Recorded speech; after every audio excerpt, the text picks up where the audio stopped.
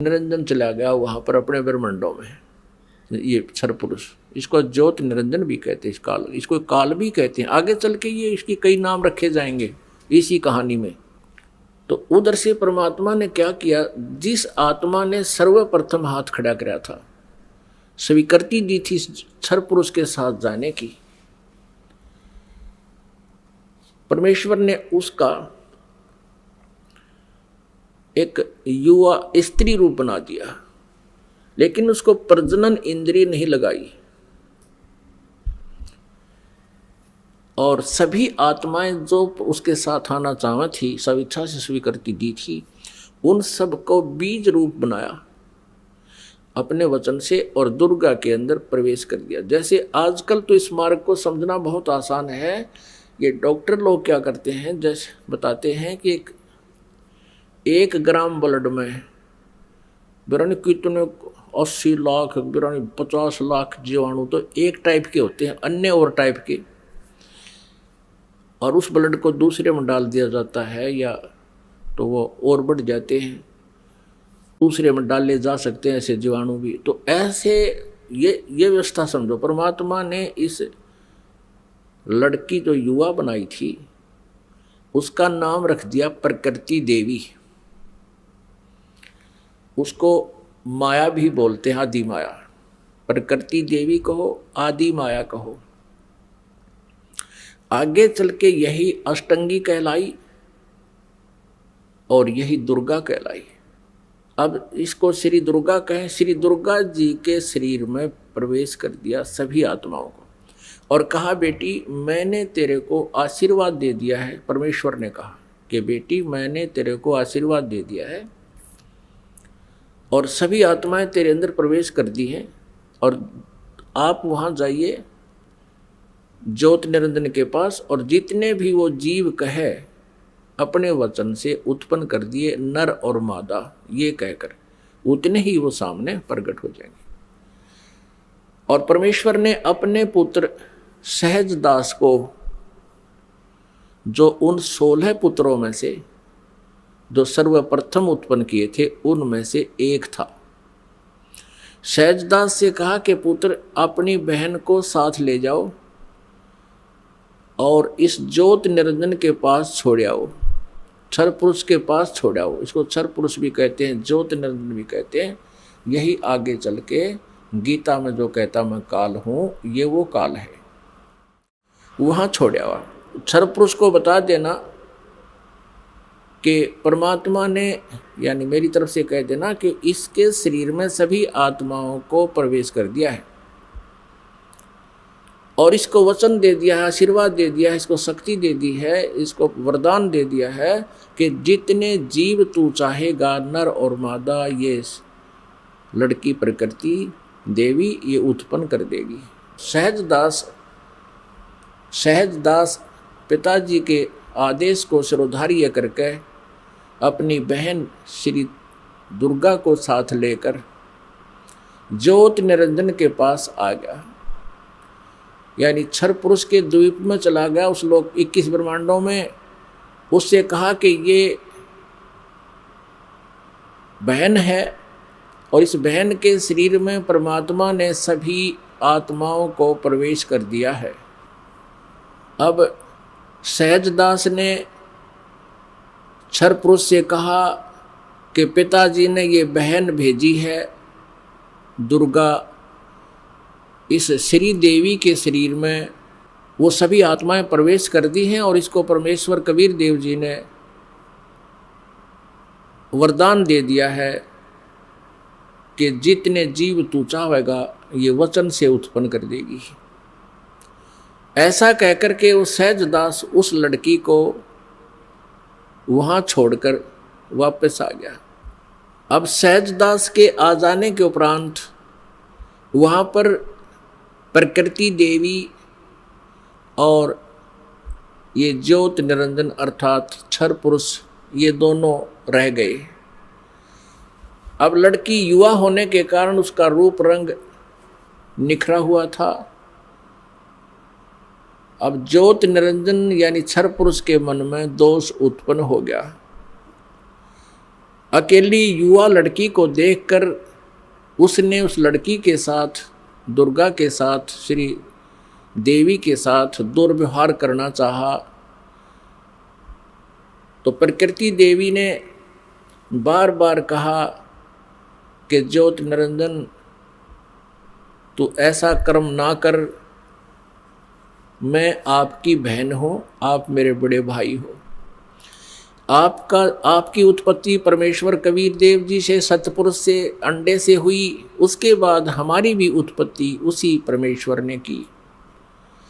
आप मेरे बड़े भाई हो, मैं आपकी छोटी बहन हूँ, आप मेरे साथ ये जुल्म ना करो।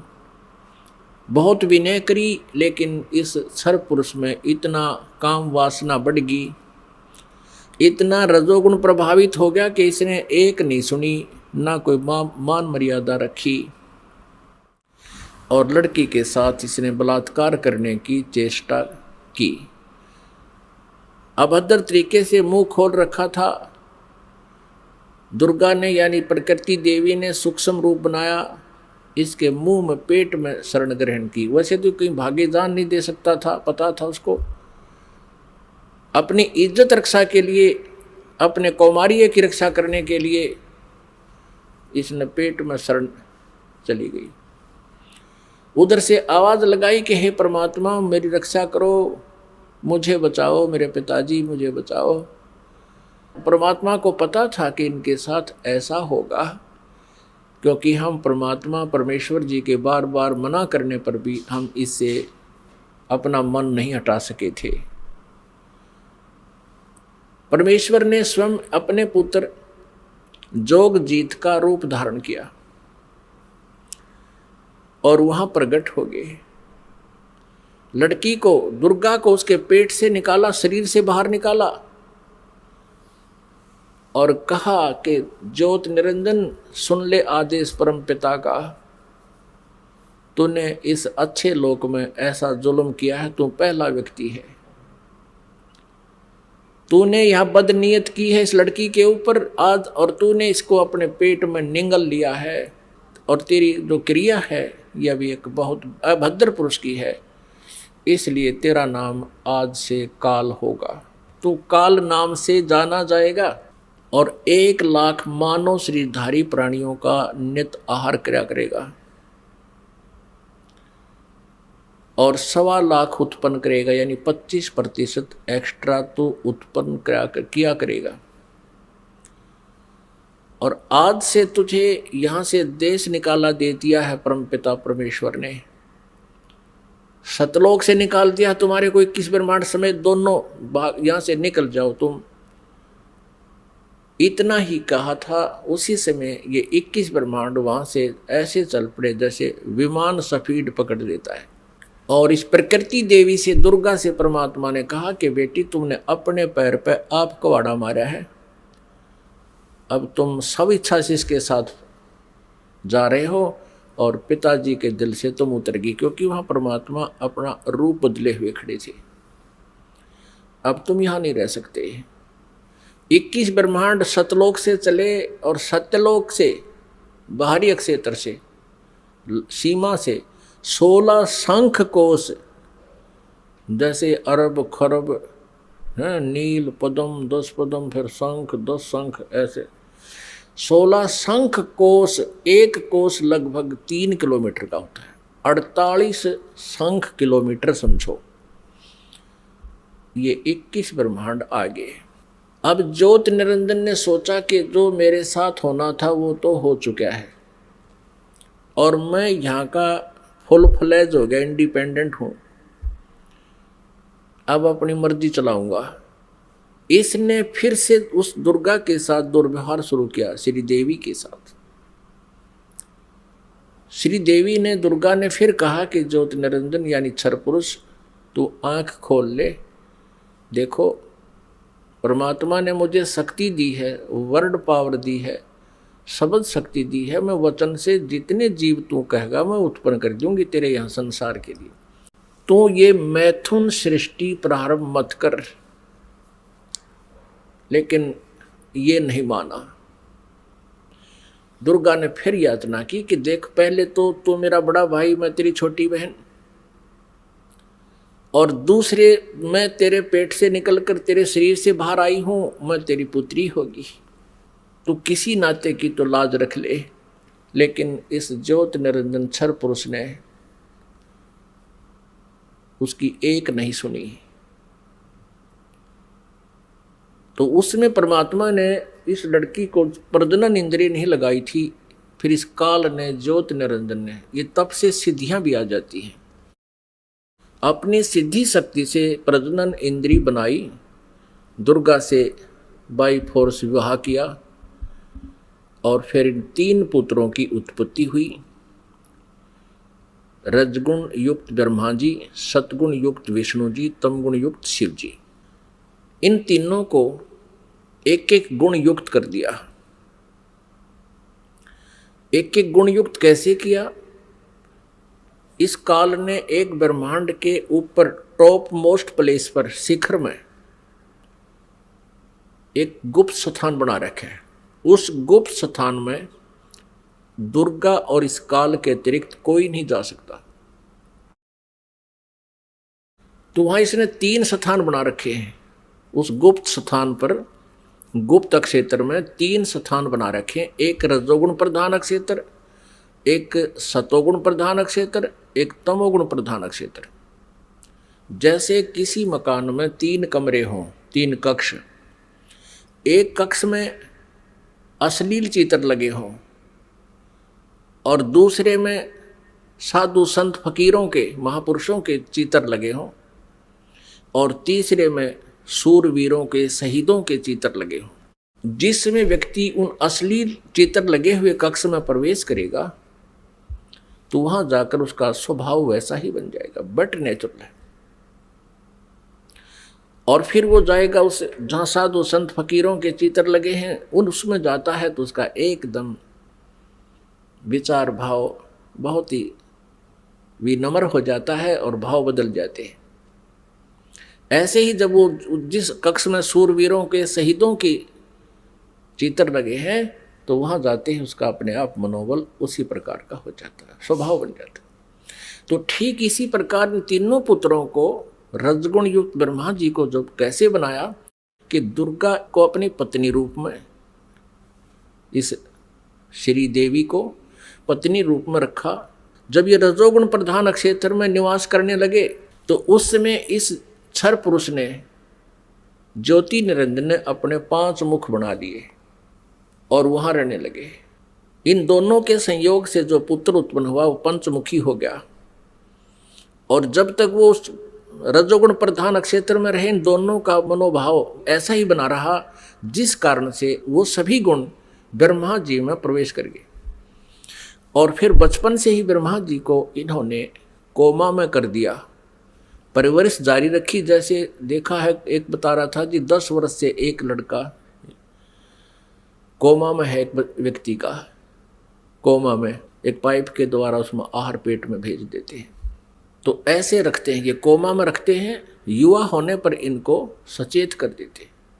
अब दूसरे क्षेत्र जो सतोगुण प्रधान क्षेत्र है, उसमें ये काल विष्णु रूप बना लेता है, ये क्षर पुरुष, और अपनी पत्नी दुर्गा को वहां रखता है महालक्ष्मी रूप बना के। इन दोनों के संयोग से सतोगुण प्रधान क्षेत्र में जो पुत्र उत्पन्न होता है वो वैसा ही सतोगुण युक्त हो जाता है। और फिर विष्णु जी को भी ऐसे ही ये कोमा में रखते हैं, युवा होने पर इसको भी सचेत कर देते हैं। फिर ये तीसरे तमोगुण प्रधान क्षेत्र में चले जाते हैं। कौन? ये क्षर पुरुष और दुर्गा। अब श्री देवी का वहां रूप पार्वती जैसा बना लेते हैं, और स्वयं ये शिव रूप बना लेता है। जैसे शिव जी का आप रूप देखते हो ऐसा ही तो शिव रूप बना लेता है। और उस तमोगुण प्रधान क्षेत्र में रहते हैं, वहां इनके संयोग से जो पुत्र उत्पन्न होता है वो ऑटोमेटिकली तमगुण युक्त हो जाता है। और जब वो पुत्र बड़ा होता है, उससे पहले उसको कोमा में रखते हैं, उसी तरह युवा होने पर उनको सचेत कर देते हैं। जब ये युवा हो जाते हैं, तीनों को इकट्ठा कर देते हैं।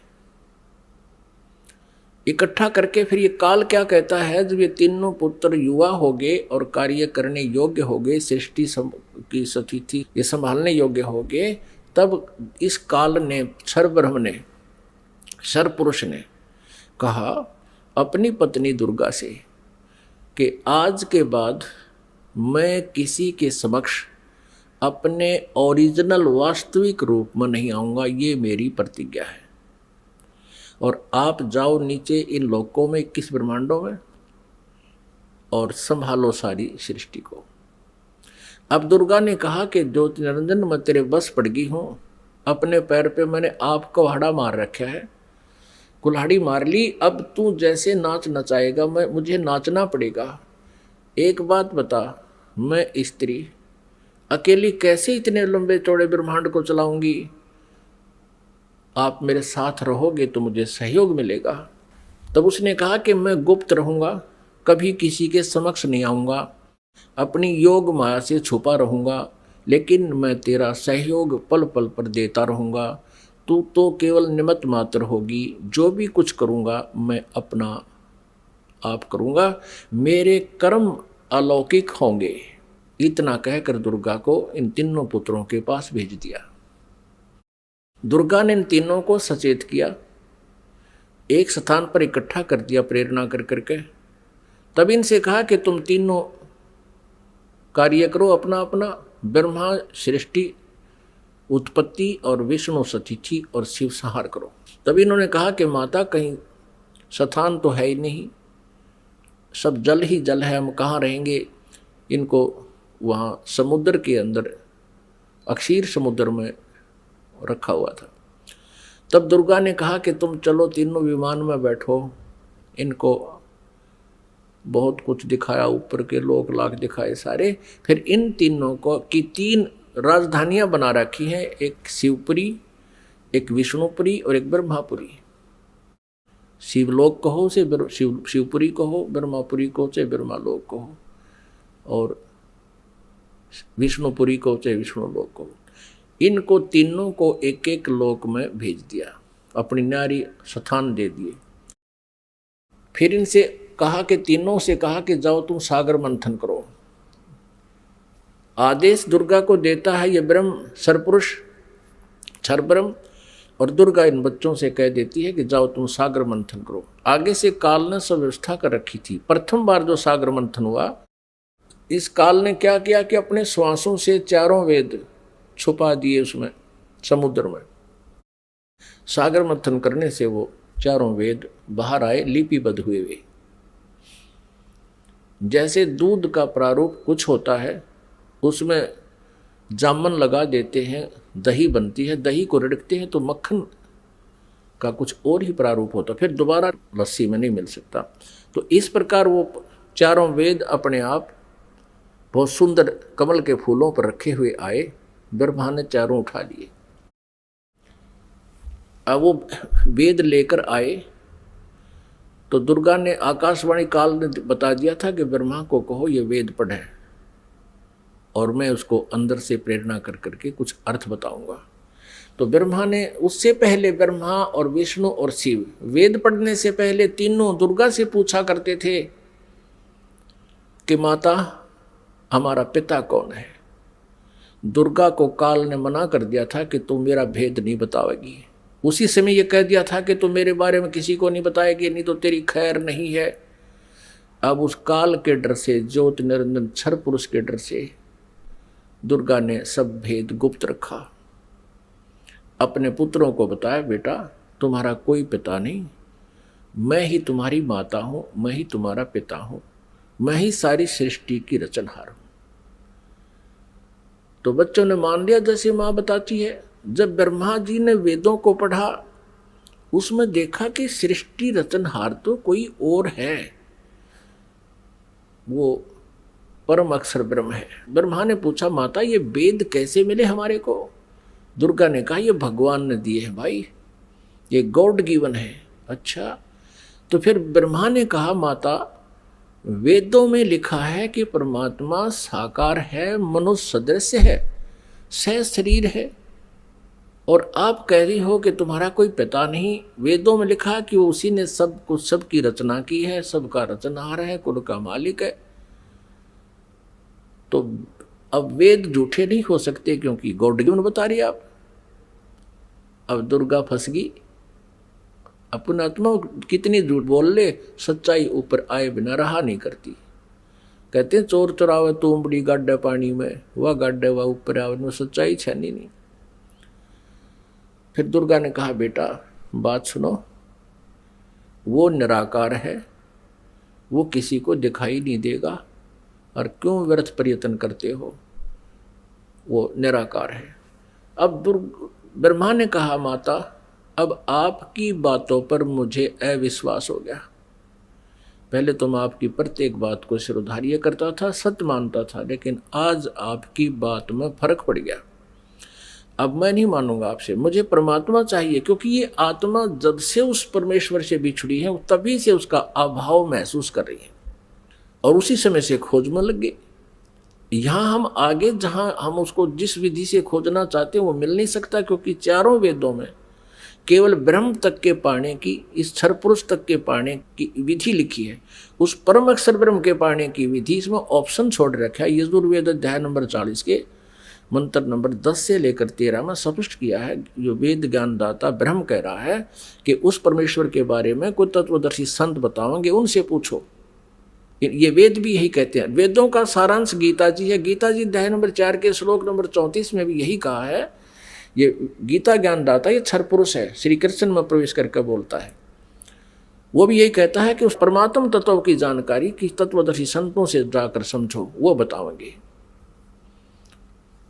तो वेदों में जो प्रमाण लिखा है, तो ब्रह्मा ने सोचा कि वेदों में लिखा है कि ओम का नाम है, और ओम नाम से जाप करूंगा मैं।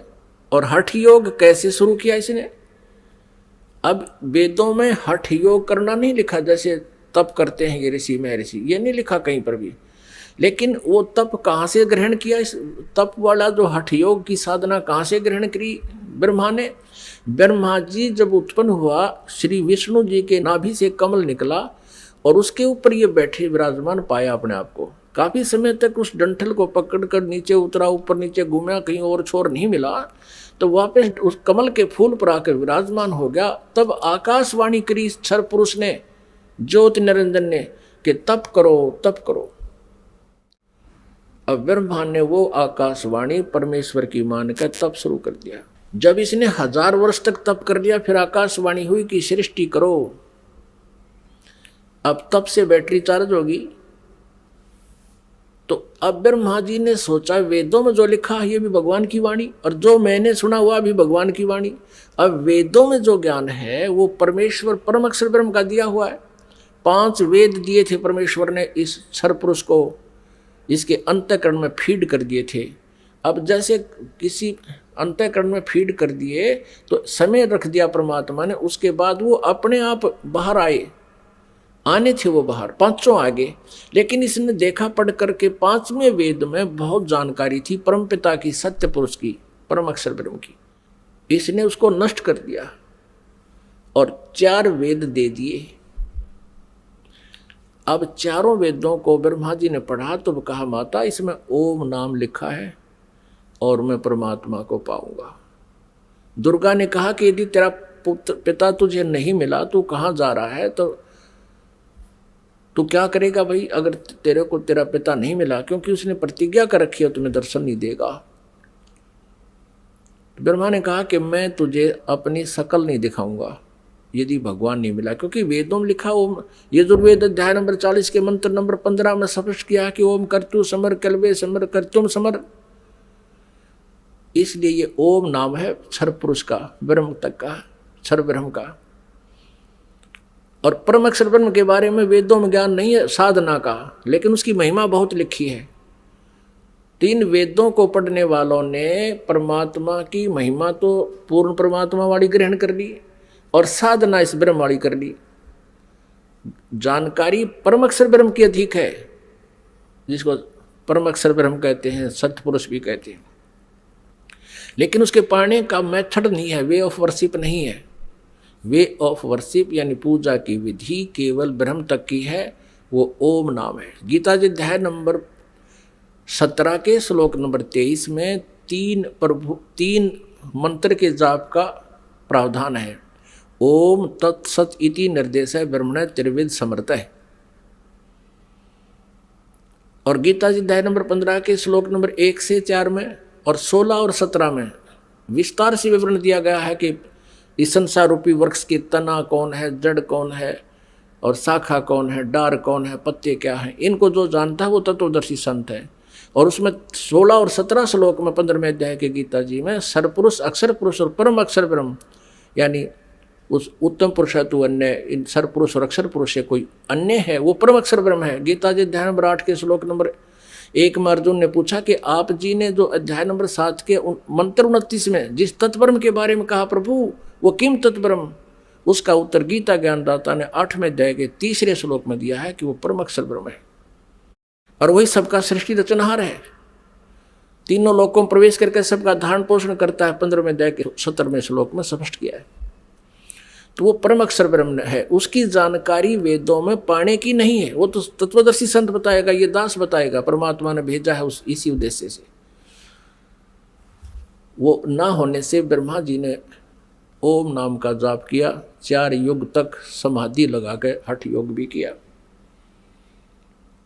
तब दुर्गा ने अपने वचन से एक लड़की उत्पन्न की और उससे कहा कि बेटी आप जाओ और ब्रह्मा को जो समाधिस्थ है उसको उठाओ और कहो कि आपको माता याद कर रही है, तेरे बिना सृष्टि नहीं रची जा रही। अब 4 युग जब बीत गए, आकाशवाणी की दुर्गा को सरपुरुष ने कि दुर्गा सृष्टि रचो। दुर्गा ने कहा, प्रकृति देवी ने कहा कि आपका ज्येष्ठ पुत्र आपकी खोज में गया है, मेरे मना करते करते भी गया है। तब आकाशवाणी से कहा उस काल ने, सरपुरुष ने, कि उसको बुलाओ, मैं कभी दर्शन नहीं दूंगा। तब वो लड़की वहां भेजी।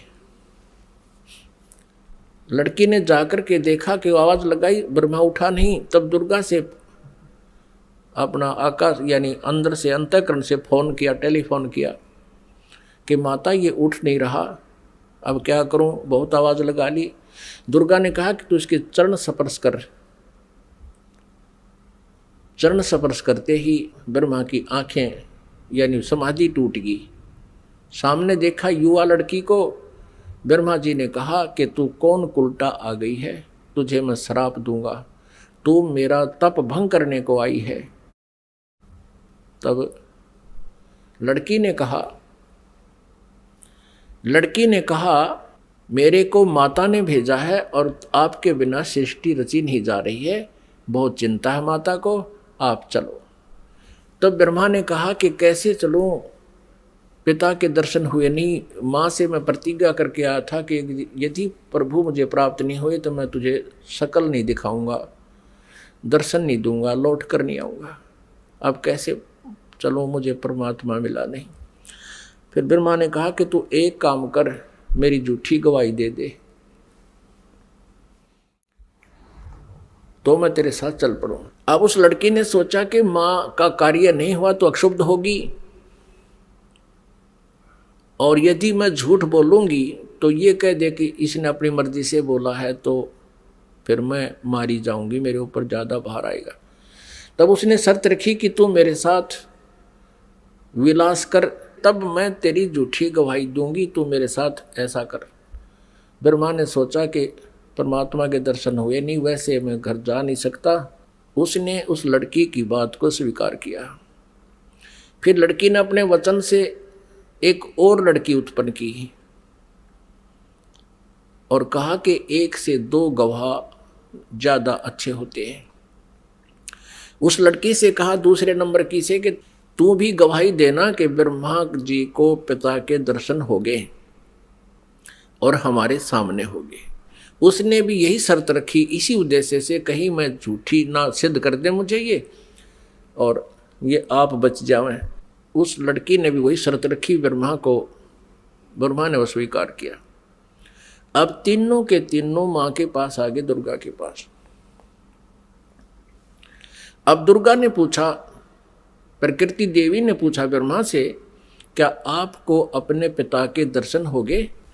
अब सुनियोजित षड्यंत्र के तहत ब्रह्मा ने कहा हाँ मुझे पिताजी के दर्शन हो गए। तब दुर्गा ने कहा कि भाई कैसे मानूं मैं तेरी बात को, क्योंकि दुर्गा को तो फाइनल था कि उसने कह रखा कि मैं दर्शन नहीं दूंगा, ये मेरा फाइनल आदेश है, फाइनल फैसला है, डिसीजन है।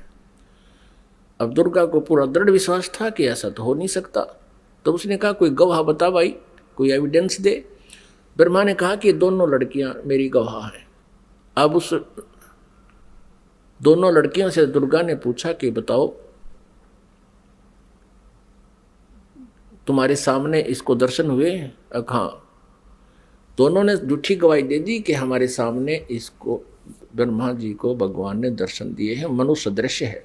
क्योंकि वेदों में लिखा है, यजुर्वेद अध्याय नंबर 5 के श्लोक नंबर 1 में और 5 के मंत्र नंबर 8 में, तो 8 में तो 3 बार लिखा भगवान के विषय में, और यजुर्वेद अध्याय नंबर 5 के श्लोक नंबर 1 मंत्र में 2 बार लिखा अग्ने तनुरसी विष्णुवे तवा सोमस्य तनुरसी। परमात्मा सहशरीर है, उस परमेश्वर का सबके धारण पोषण करने के लिए उस अमर पुरुष का शरीर है। और ऋग्वेद मंडल नंबर 1 सूक्त नंबर 31 मंत्र नंबर 18 में स्पष्ट किया है कि वो नरवत अग्नि, मनुष्यवत, मनुष्य के समान है वो परमात्मा। तो ब्रह्मा को वेदों से तो पता था कि भगवान मनुष्य जैसा है, उधर से उनको समझा दिया, तुम न्यों बता दियो भगवान मनुष्य जैसा है। अब दुर्गा को सभी ने जब गवाही दे दी तो दुर्गा समंजस में पड़ गई कि मेरे को तो वो कह रहा था मैं दर्शन दूंगा ही नहीं, और इन बच्चों को दर्शन दे दिए। अब दुर्गा अपने मन में दुखी होकर दूर जा बैठी और कहने लगी कि आप तो बहुत झूठे हो। आकाशवाणी अपने इंटरनल कनेक्शन कर लिया, ऐसे ही कर लेते हैं बातें जब जिनकी भक्ति से जो सिद्धियां प्राप्त हो जाती हैं, दूसरे से दूर देश में बैठकर भी बातें की जा सकती हैं। अब दुर्गा ने कहा कि आप झूठे हो, आप झूठ भी बोलते हो, संभालो अपने काम को, आप ही करो, मुझे कुछ कहते हो, बच्चों को कुछ कहा है। तब उस आकाशवाणी की उस काल ने, ब्रह्म ने, क्षरब्रह्म ने कि तीनों झूठ बोल रहे हैं, मैंने कोई दर्शन नहीं दिए। तब वो आई करड़ी होकर दुर्गा, जैसे जांच अधिकारी को जब पता लग जाता है कि सच्चाई क्या है, पहले तो विनम्रता से पूछता है वो थानेदार, और फिर सोटा ठा कर खड़ा हो जाता है, सच्ची बता दो, झूठ बोलते हो तुमने उससे पता किया, मैंने उससे पता किया, वो ऐसे ऐसे कर। तब वो कहने लगा कि मुझे आकाशवाणी हुई है परमात्मा की कि तुमने को कोई दर्शन नहीं हुए हैं। तब ब्रह्मा हंसने लग गया कि माता मैं प्रतिज्ञा करके गया था कि पिताजी के दर्शन नहीं हुए तो मैं आपको दर्शन नहीं दूंगा। पिता के दर्शन हुए नहीं थे, हम तीनों ने मिलकर झूठ बोल दिया वापस आने के लिए। तब दुर्गा ने हम तीनों को श्राप दे दिया, ब्रह्मा को श्राप दिया कि तेरी जग में पूजा नहीं होगी और तेरे जितने भी अनुयायी वंशज होंगे तेरे जैसे लपाड़ लफंडर झूठे होंगे, सच्चाई का पता नहीं होगा पर विद्वान कब आएंगे। तो ब्रह्मा जी के अनुयायी कौन है? ऋषि महर्षि, और उनको वेदों का बिल्कुल ज्ञान नहीं था और मैं ऋषि की पदवी पा गए। अभी दिखाएंगे, घबराना ना, कोई पहली बार सुन रहा हो, पूरी डिटेल दिखाएंगे कि सतयुग के ब्राह्मण और गुरु ऋषियों को वेदों का ज्ञान कैसा था। उनको वेदों का ज्ञान ही नहीं था। अब ब्रह्मा जी को बड़ी चिंता हुई कि मेरे को श्राप दे दिया, मेरी पूजा नहीं होगी। ब्रह्मा मूर्छित हो गया, इस आघात ऐसी लगी उसको वचन की। फिर दुर्गा ने विष्णु जी से पूछा कि पुत्र तू भी अपने पिता की खोज कर ले, कहीं फिर बाद में सृष्टि के दौरान तुम समाधि लाकर बैठ जा और सृष्टि कर्म में बाधा पड़े। विष्णु जी चल पड़े पिता की खोज के लिए, शेष नाग के लोक में पहुंच गए। अपने आत्माओं, प्रत्येक प्राणी ने अपनी जो डायरेक्शन कायम कर रखी है, सीमा कायम कर रखी है। जोटे ने भैंसे नापनी कर रखी है, जब दूसरा भैंसा आ जाता लड़ मरा उसके साथ। कुत्ते ने अपनी सीमा बांट रखी है। ऐसे ही जो ही शेष नाग के लोक में विष्णु जी ने प्रवेश किया, तो शेष नाग ने सोचा कि तेरे लोक में, तेरी जुरिडिक्शन में ये कैसे आ रहा है निर्भय होकर के, इसको किसी का खौफ नहीं, मैं यहाँ का सम्राट हूं। अब जो ही विष्णु जी निकट आए तो उसने 1000 फन ऐसे फैला लिए शेष नाग ने, और 1000 फनों से विष का फुहारा छोड़ दिया। जैसे धुंध हो जाती है, ऐसे विष्णु जी के चारों तरफ उस विष के फुहारे की धुंध होगी, और श्री विष्णु जी के शरीर पर, पूरे शरीर पर ऐसा पेंट हो गया काला, उस विष से काला शरीर हो गया। अब विष्णु जी ने देखा कि इस नाग ने ये क्या कर दिया, मैंने इसको कुछ कहा नहीं, आगंतुक के साथ ये ऐसा दुर्व्यवहार करता है, मैंने इसको कुछ कहा नहीं, कोई इसको हानि पहुंचाई नहीं, मैं तो अपना कोई किसी खोज में आया था और इसका इतना दिमाग खराब है। अब विष्णु जी ने सोचा कि ला इसको खत्म कर देता हूँ, इस नाग कीड़े को।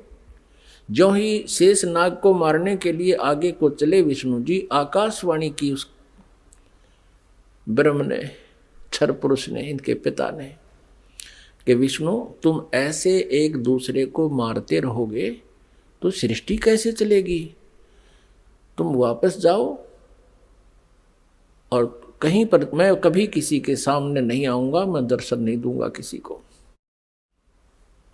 मेरी उपलब्धि कोई नहीं कर सकता। और जाके अपनी माता को सच सच बता दे कि मुझे दर्शन नहीं हुए, यदि तू झूठ बोलेगा तो तेरा भी हरास ब्रह्मा जैसा होगा। और इस शेष नाग ने जो तेरे साथ अभद्र व्यवहार किया है, इसका ऑयल, इसका टिट फॉर टैट, यानी इसका बदला तू द्वापर युग में श्री कृष्ण रूप में जाएगा, तब तू इसका बदला लेना, और अब इसको कुछ मत कहे। विष्णु जी को जब आकाशवाणी हुई, उसने परमात्मा की आकाशवाणी मान के वापस माँ के पास आ गया। दुर्गा ने पूछा, बेटा तूने अपने पिता के दर्शन हुए? विष्णु जी ने कहा कि नहीं माता, मुझे कोई दर्शन नहीं हुए। और माता ने पूछा, फिर तेरा हाल ऐसा कैसा हो गया कि ऐसे ऐसे शेष नाग के लोक में चला गया, उसने मेरे साथ ऐसा किया, और आकाशवाणी में कहा है कि इसको अब मत मार, द्वापर युग में जब तू श्री कृष्ण रूप में जाएगा तब तुझे इसका बदला दिलाऊंगा। अब दुर्गा ने विष्णु जी को सीने से लगा लिया कि बेटा तेरे को सतिथि का विभाग दिया जाएगा और तेरी पूजा जग में होगी, और तू बहुत सच्चा व्यक्ति है। अब तीसरे शिव जी के पास दुर्गा गई, अपने पुत्र के पास, और कहा, बेटा तेरे 2 भाइयों को तो पिता के दर्शन हुए नहीं, उन्होंने खूब ट्राई कर ली, अब आप भी खोज कर लो अपने पिता की, कहीं फिर बाद में सृष्टि कर्म शुरू हो जाए, उसके बाद तुम जाओ कि संन्यास धारण करो, अभी जाके खोज कर ले।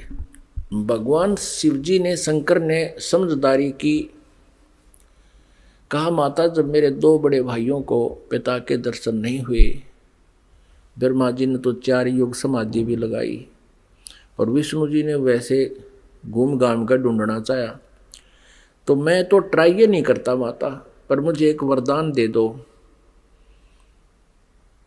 दुर्गा से शिव जी ने कहा, तमोगुण शिव ने कहा कि मुझे एक वर दे दो माता, कि मेरी मृत्यु कभी ना हो, मैं अमर हो जाऊं।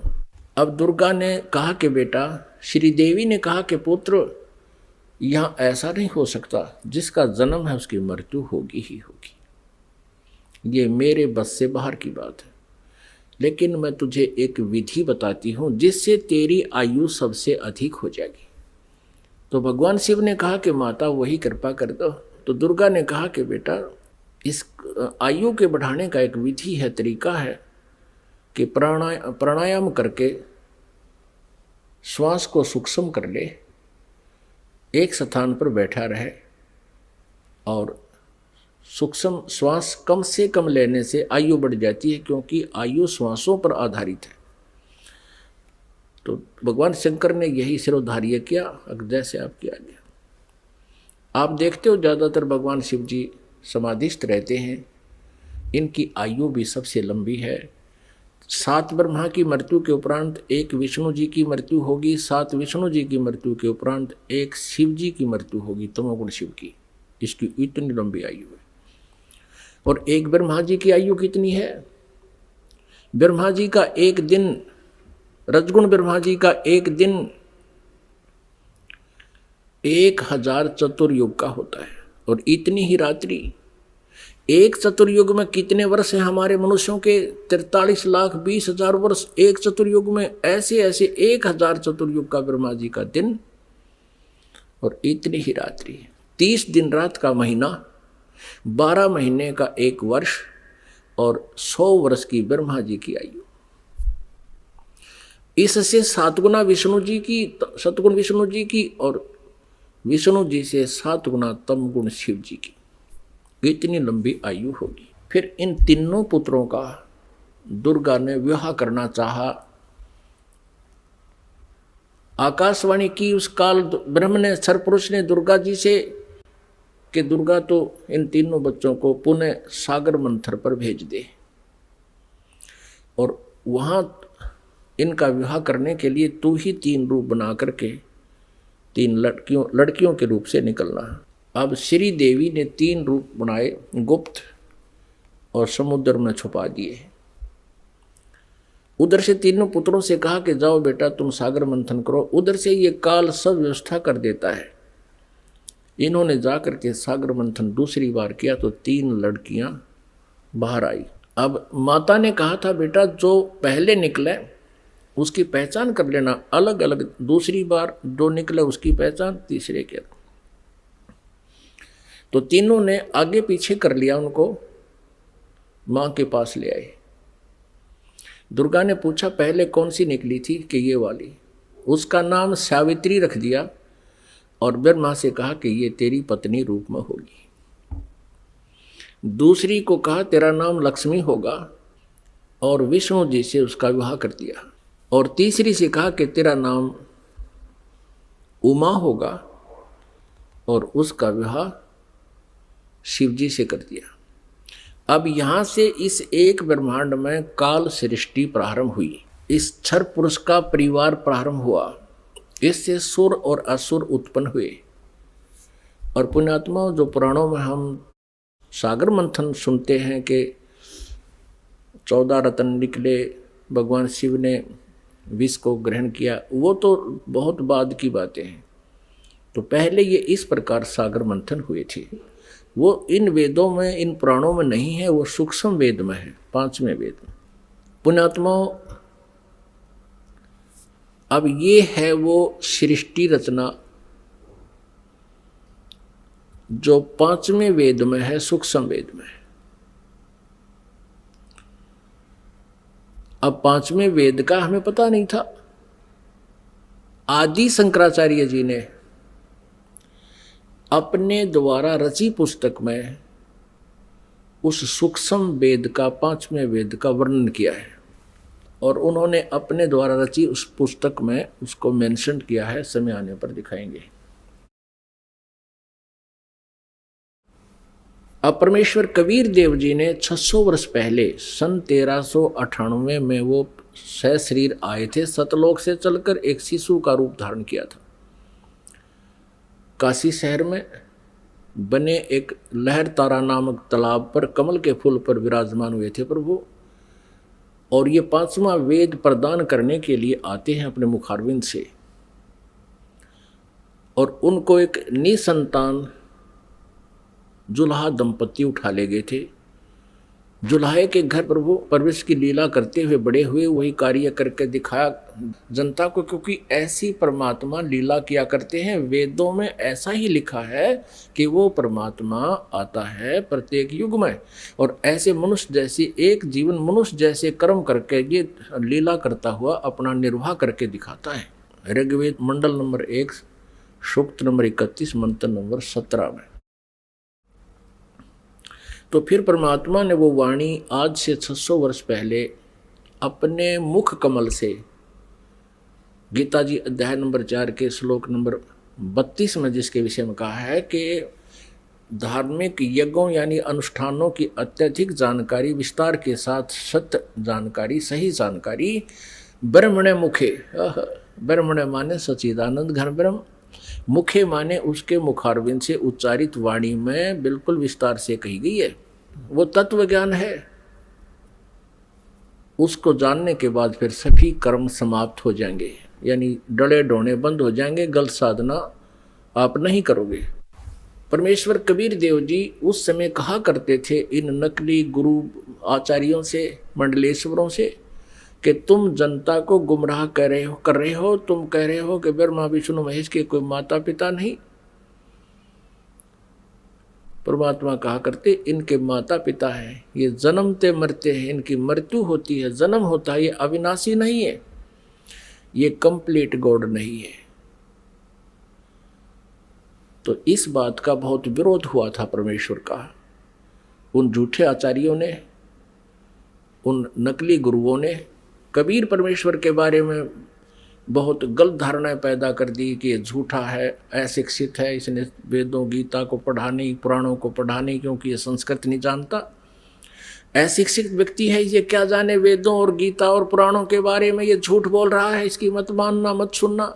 उस समय तो हम धोखा खा गए जनता वाले, क्योंकि हमारे आचार्य जो हैं, जो गुरु लोग थे, ब्राह्मण ऋषि थे, वो संस्कृत भाषा जानते थे।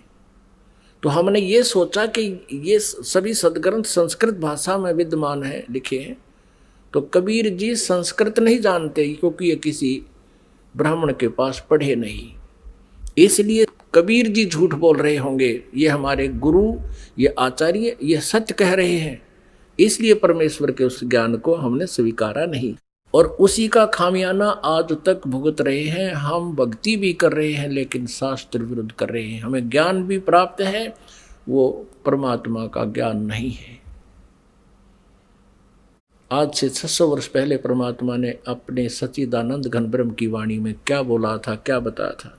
जैसे ऋग्वेद मंडल नंबर 9 सूक्त नंबर 86 मंत्र 26 और 27 में, ऋग्वेद मंडल नंबर 9 सूक्त नंबर 82 मंत्र 1, 2, 3 में, ऋग्वेद मंडल नंबर 9 सूक्त नंबर 20 मंत्र 1 में, ऋग्वेद मंडल नंबर 9 सूक्त नंबर 96 के मंत्र नंबर 16 से 21 तक, उसमें कहा कि परमात्मा सतलोक से चलकर आता है। ऋग्वेद मंडल नंबर 9 सूक्त नंबर 1 मंत्र नंबर 8 और 9 में स्पष्ट किया परमात्मा कि वह शिशु रूप धारण करता है, और जब वो शिशु रूप में आता है परमात्मा, तो उसकी परवरिश की लीला कुंवारी गायों से होती है, और वो परमात्मा तत्व ज्ञान, यथार्थ ज्ञान को बताने के लिए अपनी प्यारी आत्माओं को मिलता है, श्रेष्ठ वर्णीय आत्माओं को, श्रेष्ठ आत्माओं को मिलता है, उनको फिर तत्व ज्ञान से परिपूर्ण करता है। उसी आधार से परमात्मा जो लीला किया ही करते हैं, उसी तरह करते हुए आदरणीय धर्मदास साहिब जी को मिले। अच्छी आत्माओं में से किन किन अच्छी आत्माओं को मिले? आदरणीय धर्मदास साहिब जी को मिले, आदरणीय मलुकदास साहिब जी को मिले, आदरणीय दादूदास साहिब जी को मिले, आदरणीय नानक साहिब जी को मिले, आदरणीय गरीबदास साहिब जी गांव छुडानी जिला झज्जर हरियाणा वाले को मिले, आदरणीय घीसा साहिब जी गांव खेखड़ा जिला मेरठ उत्तर प्रदेश वाले को मिले। तो वो परमात्मा के गुणों में लिखा है कि वो ऐसा करते हैं, वेद भी गवाही दे रहे हैं। उसी आधार से परमात्मा धर्मदास साहिब जी को मिले थे, जो बांधवगढ़ के रहने वाले थे, मथुरा में गए हुए थे भगवान की खोज में। वहाँ परमात्मा ने कहा था इन तीर्थों पर भगवान नहीं है, भगवान आपके सदग्रंथों में लिखी हुई विधि से प्राप्त होगा। और धर्मदास जी आप यहाँ कह रहे हो कि भगवान यहाँ घूमा करते थे श्री कृष्ण जी, फिर अब तो नहीं है वो, या तो घूमा करते थे उस समय आते तुम, अब वो है ही नहीं, अब क्या ढूंढने आते हो? आपके सदग्रंथों में लिखे हैं, उन सदग्रंथों से ढूंढो। क्या बताया भगवान ने? धर्मदास ये जग बोरा न, कोई न जाने पद निर्वाण, यही कारण मैं कथा पसारा, जग से कहिए वो राम नियारा। परमेश्वर कबीर देव जी ने ये सृष्टि रचना धर्मदास जी को सुनाई थी, आदरणीय धर्मदास साहिब जी को। परम पूज्य परमेश्वर कबीर जी ने जो कथा दास ने आपको सुनाई, यही कथा आदरणीय धर्मदास साहिब जी को सुना रखी थी, उसमें से दास ने आपको सुनाया। अब ये उनकी सच्चिदानंद घन ब्रह्म की वाणी में लिपिबद्ध है, कबीर सागर में लिखा है, उससे पढ़कर सुना रहा हूं आपको।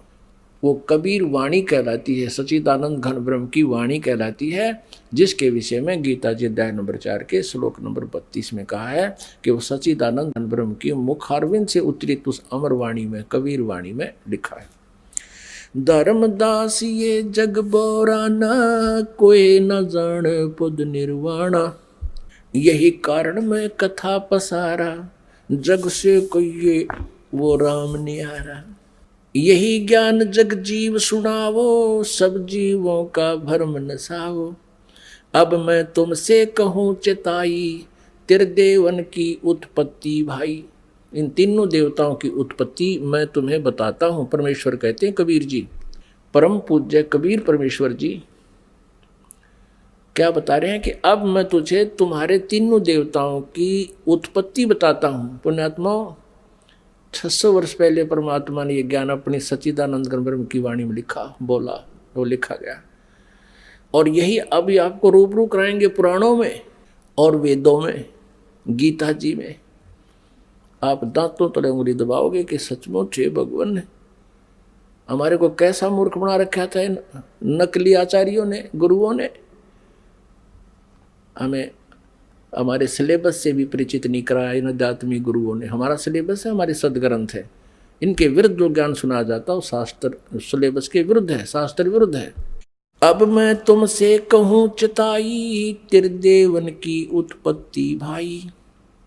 कुछ संक्षेप कहूँ गौराई, सब संशय तुमरे मिट जाई। कहते थोड़े से समय में संक्षेप में बताऊंगा, उससे मैं सारे संशय दूर हो जाएंगे। ज्ञानी सुने सो हृदय लगाई, मूर्ख सुने तो गम ना पाई। इस ज्ञान को जो बुद्धिमान व्यक्ति सुनेंगे, इस कथा को, तो हृदय से लगाएंगे कि सचमुच सही है। और प्रमाण देखेंगे अपने सदग्रंथों में, पुराणों में और वेदों और गीता जी में। बुद्धिमान तो हृदय से लगाएगा कि सचमुच यही बात है, हमें पता नहीं लगा। और मूर्ख सुने तो गम नहीं पाई, माने वो नहीं समझ सकेगा, वो तो अनाड़ी आदमी है, प्रमाण देखकर भी नहीं मानना, तो अनाड़ी व्यक्ति है। ज्ञानी सुने सो हृदय लगाई, मूर्ख सुने तो गम ना पाई। अब मैं तो बताने जा रहा हूं उसके बारे में, समझदार तो समझेंगे क्या। माँ अष्टंगी पिता निरंजन, ये जम दारुण वंशन अंजन। ब्रह्मा श्री विष्णु श्री शिव जी के माता तो अष्टंगी या दुर्गा है, और पिता ये ज्योत निरंजन क्षर पुरुष क्षर ब्रह्म ये काल है। माँ अष्टंगी पिता निरंजन, ये जम दारुण वंशन अंजन। पहले कीन निरंजन राई, पीछे से माया उपजाई। पहले तो कहते हैं ज्योत निरंजन क्षर ब्रह्म का अंडे से जन्म हुआ, उत्पत्ति हुई परमात्मा से ही, और पीछे से दुर्गा की उत्पत्ति की परमेश्वर ने ही, परम अक्षर ब्रह्म ने, सतपुरुष कबीर साहब ने। तो फिर क्या बताते हैं, पहले कीन निरंजन राई, पीछे से माया उपजाई। माया दुर्गा को कहते हैं। माया रूप देख अति शोभा, देव निरंजन तन मन लोभा। दुर्गा के सुंदर रूप को देखकर इसके अंदर विषय वासना प्रभावित होगी, प्रबल होगी। काम देव धर्मराय सताए, देवी को तुरंत धर खाए। क्या बताते हैं कि इस काल के अंदर उत्तेजना उत्पन्न होगी और दुर्गा इसके मुंह में चली गई। इसने बुरी तरह अभद्र तरीके से आलिंगनबद्ध करने के लिए हाथ फैला रखे थे और किस करने के लिए मुंह पाड़ रखा था पागल की तरह। दुर्गा इसके मुंह से चली गई अंदर पेट में। पेट से देवी करी पुकारा, हे साहब मेरा करो उभारा। टेर सुनी तब हम ता आए, अष्टंगी का बंध छुड़वाए। परमात्मा कहते धर्मदास जी, फिर मैं वहाँ गा दुर्गा के पास जो पेट में थी, उसके बाहर निकाला मैंने इसको। सतलोक में कीन्या दुराचारी, काल निरंजन दीन्या नकारी। माया समेत दिया भगाई, 16 शंख कोस दूरी पर आई। अष्टंगी और ये काल अब दोई, मंद कर्म से गए बिगोई। धर्मराय को हिकमत कीन्या, नख रेखा से भग कर लीना। इस काल को धर्मराय भी कहते हैं। इसने कसम खाई थी, प्रतिज्ञा की थी भगवान के सामने। परमात्मा ने कहा था तू इन आत्माओं ने दुखी करेगा। ये बोला नहीं जी, जो जिसे कर्म करेगा उसे फल दूंगा, मैं कति धर्म का राज करूंगा, इसलिए धर्मराज कहलाया। लेकिन यहाँ कहलाता धर्मराज है, करता सारा न्याय है। धर्मराज मीन न्यायाधीश। अब ये काल वैसे तो न्यायाधीश कहलाता है और करता सारे न्याय। तो परमात्मा कहते निरंजन धन तेरा दरबार, जहाँ तनिक नहीं न्याय विचार। अब क्या बताते हैं, धर्मराय को हिकमत की ना, नख रेखा से भग कर लीना। कहते दुर्गा के प्रजनन इंद्री इसने अपनी सिद्धि शक्ति से बना ली। ज्योत निरंजन किन्ने भोग बिलासा, माया को रही तब आशा। दुर्गा प्रेग्नेंट होगी। 3 पुत्र अष्टंगी जाए, ब्रह्मा विष्णु शिव नाम धराए। ओए होए, ये परमात्मा परमेश्वर ने स्वयं आकर के ये सारा अपने द्वारा रची हुई सृष्टि का सारा ज्ञान बताया, विधान दिया 600 वर्ष पहले। और यही आज हमारे पुराणों में आपके रूबरू कराएंगे, देखना आप हैरान रह जाओगे। 3 पुत्र अष्टंगी जाए, ब्रह्मा विष्णु शिव नाम धराए। 3 पुत्रों का जन्म होया दुर्गा से, इनका ब्रह्मा विष्णु और शिव नाम धरे गए। 3 देव विस्तार चलावे, इनमें यो जग धोखा खावे। ये तीनों देवता इस काल के एक ब्रह्मांड का संचालन कर रहे हैं और इन्हीं को सर्वेश्वर मान के ये जग धोखा खा रहा है। 3 लोक अपने सुत दीन्या, सुन निरंजन बासालीन्या। 3 लोक, पृथ्वी लोक, स्वर्ग लोक और नीचे पाताल लोक, ये तीनों लोग अपने पुत्रों को देकर ये स्वयं शून्य में, शिखर में, एकांत स्थान पर गुप्त रहता है। गीता जी अध्याय नंबर 7 के श्लोक नंबर 24 और 25 में स्वयं कहता है, श्री कृष्ण में बोल रहा है ये काल प्रवेश करके, कहता है ये मूर्ख समुदाय मुझे उस अव्यक्त को व्यक्तिम आपनम मन्यते, मुझे मनुष्य शरीर में आया हुआ मानते हैं, कृष्ण मान रहे, मैं आई एम नॉट कृष्ण। और ये कहता है कि मैं कभी किसी के समक्ष नहीं आता, ये मेरा अनुत्तम यानी घटिया नियम है मेरा। अब जो भगवान, अब जो पिता पुत्रों के भी सामने नहीं आता, उनसे भी छुप के रहता है, तो उसमें कोई दोष है, वो अच्छा नियम नहीं है उसका। इसलिए यह अनुत्तम घटिया अटल नियम लिखा, ये मेरा अटल नियम है, अविनाशी नियम है। और फिर कहता है कि मैं अपनी योग माया से छुपा रहता हूँ।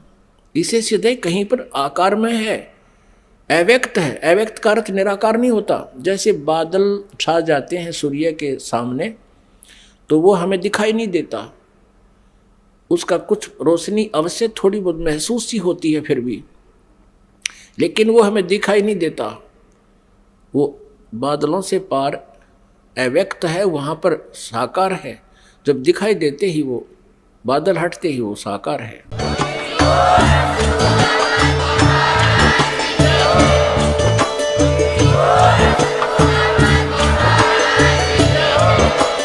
आप सुन रहे थे जगत गुरु तत्वदर्शी संत रामपाल जी महाराज जी के मंगल प्रवचन। अधिक जानकारी के लिए विजिट कीजिए हमारी वेबसाइट www.jagatgururampalji.org।